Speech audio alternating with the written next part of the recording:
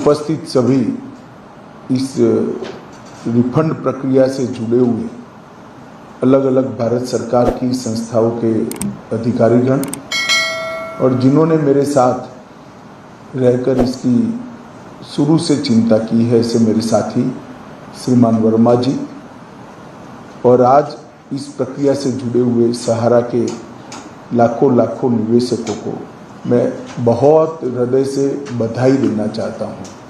सहकारिता आंदोलन को अगर मजबूत बनाना है तो सहकारिता आंदोलन में विश्वास भी मजबूत बनाना पड़ेगा। कई बार कुछ ऐसी घटनाएं हो जाती हैं, कुछ गलत आशय के उद्देश्य के लोगों के हाथ में भी कुछ चीज़ें पड़ जाती हैं और इसके माध्यम से इस प्रकार का माहौल खड़ा होता है जो विश्वास को हिला देता है। परंतु शासन की जिम्मेदारी है कि कानून बनाने के जो अधिकार, एडमिनिस्ट्रेशन के जो अधिकार संविधान ने सरकार को दिए हैं, इसका उपयोग करते हुए देश के हर नागरिक की जमा पूंजी को सुरक्षित करना और उसको वापस लौटाना। जब सहकारिता मंत्रालय का गठन हुआ तब सहकारिता मंत्रालय के सामने ढेर सारे चैलेंजेस थे। बिल्कुल हिल कर रह गया हुआ सहकारिता के ढांचे को फिर से मजबूत करना, पैक्स से लेकर एपेक्स तक, कृषि से लेकर मछुआरा समिति से लेकर कंस्ट्रक्शन से लेकर मार्केटिंग तक की सभी सहकारिता संस्थाओं के लिए एक अनुकूल खाका तैयार करना, समय अनुकूल खाका तैयार करना, सहकारिता के कानूनों में जो लगभग 75 साल पहले बने हैं, समय अनुकूल परिवर्तन करना और उसके साथ साथ सहकारिता में खोए हुए विश्वास को जनता में पुनः प्रस्तावित करना। और अगर ये करना है तो जैसे सहारा की 4 सोसाइटियों में देश के करोड़ों निवेशकों का लाखों करोड़ रुपया एक प्रकार से डूब ही गया है। निवेशकों की कोई गलती नहीं थी, कहीं ना कहीं एक परसेप्शन बन गया, मैनेजमेंट की थोड़ी बहुत गलती होगी, प्रचार ज्यादा हो गया, कोर्ट में मामले लंबित होते गए, परंतु कोई दोष के बगैर निवेशकों को अपनी गाड़ी पसीने की कमाई को 12-15 साल से वापस नहीं मिल रही। मोदी जी का उद्देश्य है कि देश का हर गरीब व्यक्ति, हर मध्यम वर्ग व्यक्ति इसके अधिकारों की रक्षा हो और ये भी देश के नागरिक का अधिकार है कि जो पैसा उन्होंने निवेश किया है वो उनको वापस मिल जाए। सहकारिता विभाग ने बहुत समय पहले, वैसे बहुत लंबा समय हो गया, परंतु लगभग 1 साल पहले हमने इसकी मीटिंगें शुरू की। ढेर सारी सरकारी एजेंसियों में इनकम टैक्स से लेकर, ईडी से लेकर, सीरियस फ्रॉड ऑर्गेनाइजेशन से लेकर सीबीआई तक ये मामले फंसे थे और सबके अटैचमेंट्स थे। पैसा तो था परंतु अटैचमेंट।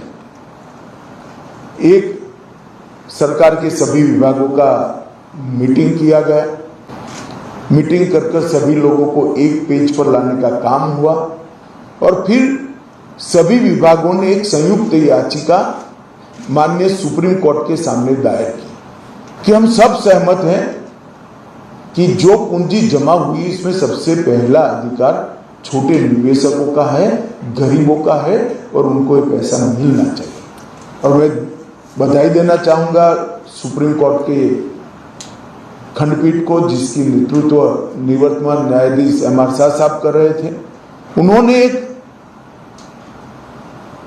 परिवर्तन लाने वाला सुप्रीम कोर्ट का फैसला दिया, जिसमें सुप्रीम कोर्ट के रिटायर्ड न्यायमूर्ति रेड्डी साहब की अध्यक्षता में एक कमेटी बनाकर पारदर्शी तरीके से ये हर नागरिक को पैसा पहुंच जाए इसकी व्यवस्था करनी है।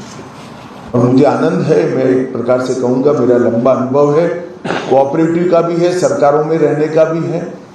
जो कमेटी बनी है उसने और भारत सरकार की जो एजेंसियां पेमेंट करने में लगी हैं, इस सभी ने एक रिकॉर्ड समय में अति प्रशंसनीय कामगिरी करते हुए इतने कम समय में आज सभी को पैसा वापिस मिल रहा है। ये मेरे लिए बहुत है। चाहे डिपॉजिटरी का काम करने वाले हो, चाहे ऑडिट का काम करने वाले हो, चाहे आरबीआई हो, सभी ने इस काम को प्रायोरिटी दी। रेड्डी साहब ने भी अनेक मीटिंगें करी। सहकारिता मंत्रालय का तो दायित्व है ही, हमारे सहकारिता सचिव और विजय कुमार जी दोनों ने इस चीज को बड़े इमोशनल तरीके से लिया। तो जब 4 जुलाई को रजिस्ट्रेशन पोर्टल का शुभारंभ किया गया, रेड्डी साहब भी उपस्थित थे, तब कहा था कि 45 दिन में हम पैसा दे पाएंगे। मगर मुझे आनंद है कि 1 महीने के पहले ही आज पहली किस्त जा रही है और इसके 112 लाभार्थियों को पैसा मिल रहा है। अब तक 18 लाख लोगों ने अपना रजिस्ट्रेशन करा लिया है। इसमें से 14 लाख लोगों का रजिस्ट्रेशन वैधता भी, मान्यता भी दे दी गई है और आज 112 लोगों को उनको बैंक अकाउंट में 10-10 हज़ार रुपया जमा हो रहा है। मुझे इसका हृदय से बहुत आनंद है, क्योंकि मैं बूथ से काम कर कर यहाँ तक पहुँचने वाला कार्यकर्ता हूँ। जो मेहनत करता है, जो जीवन के लिए संघर्ष करता है, उसके लिए अपने 50,000, 25,000, 1 लाख, 2 लाख रुपये का मूल्य क्या होता है वो मैं जानता हूँ।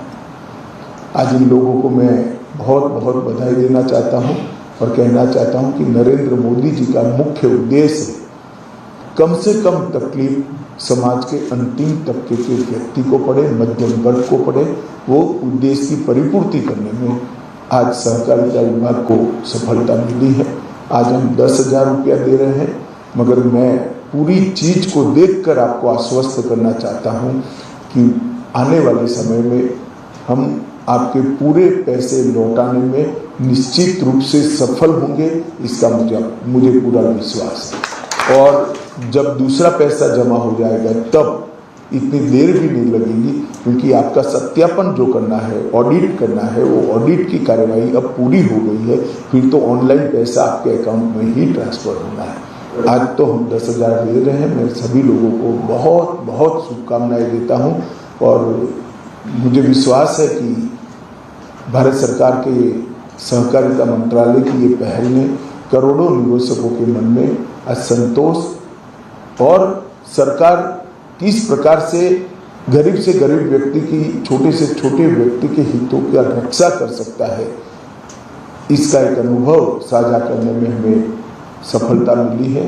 मैं सभी को बहुत बहुत शुभकामनाएं दूं, विशेषकर हमारे सहकारिता मंत्रालय के सभी टीम, हमारे सचिव, विशेष सचिव और इसमें साथ में स्टॉक होल्डिंग से लेकर जितनी संस्थाएं हमारी शामिल हुई हैं, वो सब ने बहुत परिश्रम किया है। मैं सभी को बहुत बहुत अभिनंदन करना चाहता हूं और सहारा के निवेशकों को आश्वस्त करना चाहता हूं कि सरकार का पूरा प्रयास रहेगा कि आपके गाड़ी पसंद की कमाई की पाई आपको वापिस दे पाएं।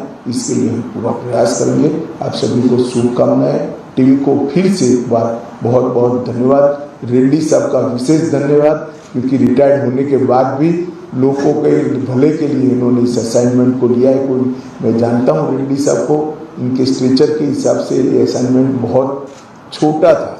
जब सुप्रीम कोर्ट ने ऑर्डर किया तब मुझे लगता था शायद रेड्डी साहब अपनी स्वीकृति नहीं देंगे, मगर मैंने फ़ोन किया कि साहब काम बहुत छोटा है मगर करोड़ों लोगों के लिए काम है। तब उन्होंने कहा नहीं अमित भाई मैं जरूर समय लूँगा, और उन्होंने काफ़ी समय भी दिया है। रेड्डी साहब आपका भी बहुत बहुत धन्यवाद विभाग की ओर से मैं करना चाहता हूँ, सहारा के निवेशकों की ओर से करना चाहता हूँ। अंत में सभी का धन्यवाद कर मेरी वाणी को विराम देता हूँ। धन्यवाद।